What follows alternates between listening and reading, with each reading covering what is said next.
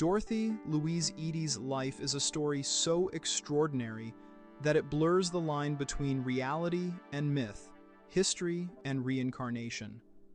Born on January 16, 1904, in Blackheath, London, Dorothy was like any other child until a mysterious and life-altering accident at the age of 3. One morning, she fell down a steep flight of stairs in her home. When her parents rushed to her, she was lifeless, unresponsive. The family doctor was called, and after examining her, he pronounced her dead. The household was plunged into mourning. But then, against all expectations, Dorothy woke up. To everyone's astonishment, she appeared completely fine, as if nothing had happened. Yet something had changed. She was no longer the same child her parents had known. She began having strange dreams, visions of a land filled with vast temples, lush gardens, and towering columns bathed in golden sunlight. Her behavior became increasingly peculiar. She would hide under furniture, crying, saying she wanted to go home. But when asked where home was, she could not explain. One day, her parents took her to the British Museum. As they walked through the Egyptian galleries, young Dorothy suddenly froze. Her eyes widened, and her small hands trembled as she beheld the images and statues of ancient gods and pharaohs. She ran towards a glass display case containing a photograph of the Temple of Seti I in Abydos. Clutching the case, she cried out, "There is my home! But where are the trees? Where are the gardens?" Her parents were bewildered.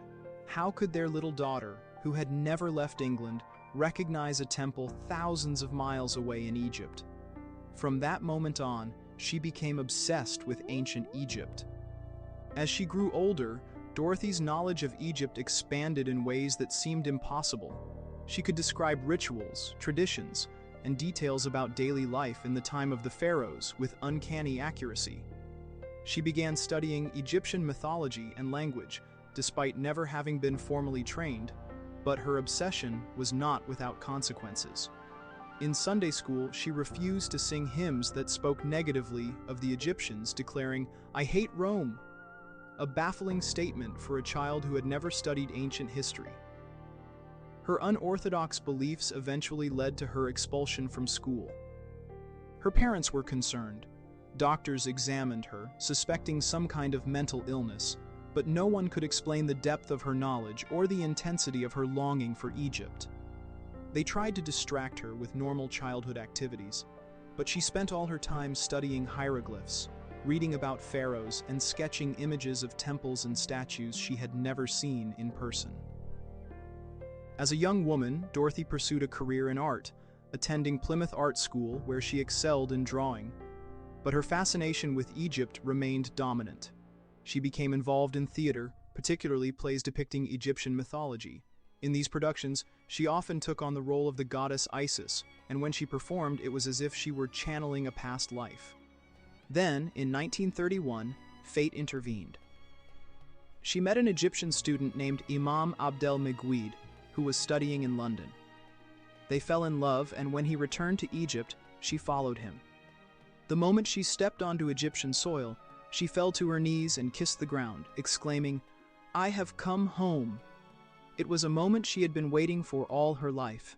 She and Imam married, and Dorothy embraced life as an Egyptian housewife, even converting to Islam. She gave birth to a son, whom she named Seti, after the pharaoh she felt deeply connected to. From then on, she became known as Omm Sety, meaning Mother of Seti. But domestic life could not contain her passion for Egypt's past. She began working with prominent archaeologists, assisting in translating and documenting hieroglyphs. Her knowledge, despite her lack of formal education, was astonishing. She could read ancient texts effortlessly and provided insights into rituals and temple ceremonies that were later confirmed through excavations. She also began recounting detailed memories of a past life, one that belonged to a woman named Bentreshyt, a priestess in the Temple of Seti I in Abydos. According to her, she had lived in the 13th century BCE, serving in the temple as a consecrated virgin. She had fallen in love with Pharaoh Seti I, breaking her sacred vows, and when their secret was discovered, she took her own life rather than face the consequences. These revelations unsettled her husband. Imam, though tolerant at first, found her beliefs increasingly difficult to accept. They eventually separated, and Dorothy, now on her own, devoted herself entirely to her work and her connection to the past. In 1956, she moved to Abydos, the very place she had dreamed of since childhood. There, she took on a role at the Temple of Seti I, assisting archaeologists in restoring and studying its carvings and inscriptions. She amazed experts by identifying sites before they were excavated, describing hidden chambers that had been buried for centuries. One of the most remarkable incidents was when she led researchers to a long-forgotten garden near the temple, one she claimed to remember from her past life. When the site was excavated, remnants of an ancient garden were indeed found, just as she had described. Life in Abydos was simple but fulfilling for Dorothy.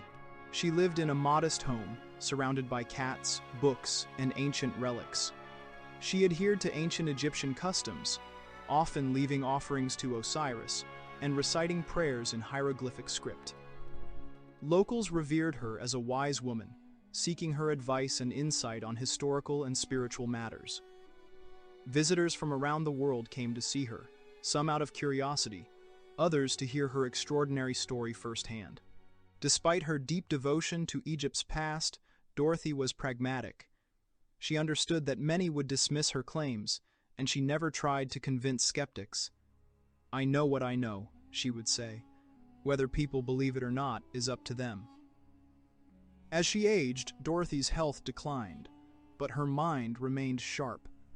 She prepared for death in the same way an ancient Egyptian would, by constructing a simple tomb in the desert, ensuring she would be buried facing west towards the land of the dead. On April 21, 1981, she passed away at the age of 77. True to her wishes, she was buried in an unmarked grave near Abydos, her beloved home. Today, the legend of Omm Sety endures. Her life remains one of the most mysterious and compelling tales of the 20th century. Was she truly the reincarnation of an ancient Egyptian priestess? Or was her story a case of extraordinary historical intuition? Whatever the truth may be, Dorothy Eady's devotion to ancient Egypt, her contributions to archaeology, and the mysteries surrounding her past make her a figure unlike any other in modern history. Her legacy continues to inspire both spiritual seekers and historians alike. Books, documentaries, and research continue to explore her life, keeping the mystery alive for generations to come. Whether believer or skeptic, one cannot deny the fascinating life she led and the mark she left on the world of Egyptology. The echoes of her presence still resonate in the halls of the Temple of Seti I, where some say her spirit continues to walk, forever tied to the land she so dearly loved.